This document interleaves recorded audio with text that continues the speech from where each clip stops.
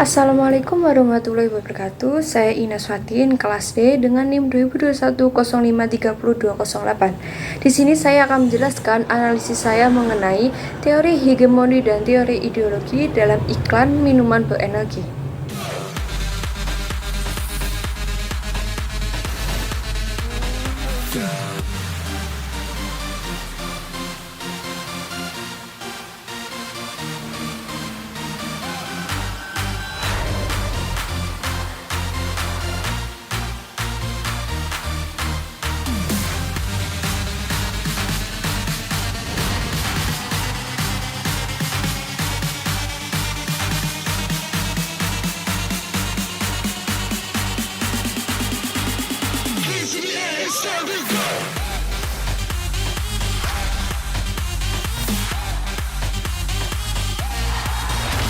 The real energy drink.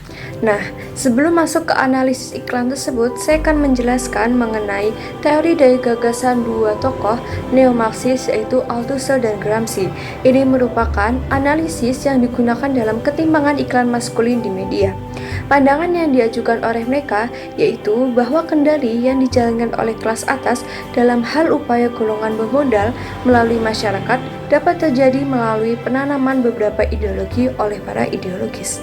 Menurut Berger, pada iklan, hegemoni dijadikan cara dalam mempengaruhi serta membentuk sebuah pandangan dunia yang diterima oleh alam bawah sadar secara wajar.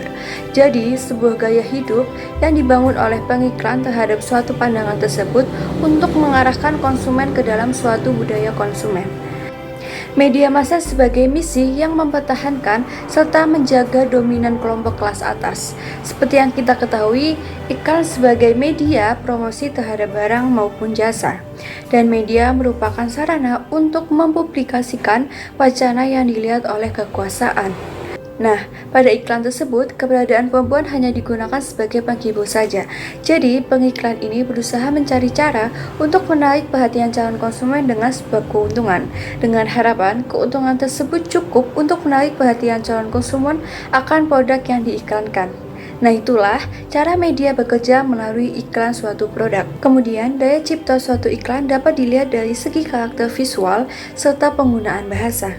Jadi, bahasa iklan yang menarik akan mempengaruhi konsumen dalam membuat keputusan membeli suatu produk. Namun, pemilihan tersebut tidak sekedar menetapkan keputusan pilihan terhadap suatu produk, tetapi juga dapat berupa penanaman sebuah gaya hidup. Bagi beberapa kelompok subordinat atas beberapa ide dari kelompok dominan berjalan tanpa desakan baik secara fisik maupun penyebaran ideologinya. Jadi iklan digunakan sebagai media yang menyebarkan ideologi, pandangan hidup, imajinasi, serta alat untuk menciptakan suatu produk. Kemudian, imajinasi itu dapat berubah melalui tanda dan bahasa dalam permainan iklan yang diwujudkan menjadi mimpi melalui wacana dalam masyarakat. Saat ini telah banyak penguasa media yang menggunakan medianya hanya untuk kepentingan pribadi saja, atau hegemoni media, yang secara tidak langsung telah mendoktrin kepada masyarakat, bahkan masyarakat pun tidak menyadari akan hal itu.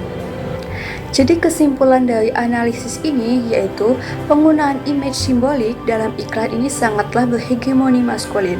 Iklan minuman berenergi ini memanfaatkan kekuatan ideologi patriarki yang terdapat dalam masyarakat, memproduksi hingga menyebarkan melalui media massa.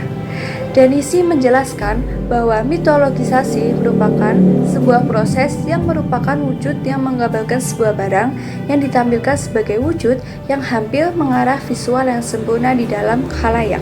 Maskulinitas secara alami berada di atas feminitas yang dibentuk oleh kesadaran pada khalayak. Hegemoni telah melekat kaitannya dengan media massa saat ini. Fungsi media yaitu sebagai informasi, edukasi, maupun penghibur yang mempunyai tanggung jawab sosial. Oleh sebab itu, media harus meninggalkan sudut pandang berupa ideologi media. Itu tadi merupakan analisis teori ideologi dan teori hegemoni dalam minuman berenergi dari saya. Wassalamualaikum warahmatullahi wabarakatuh.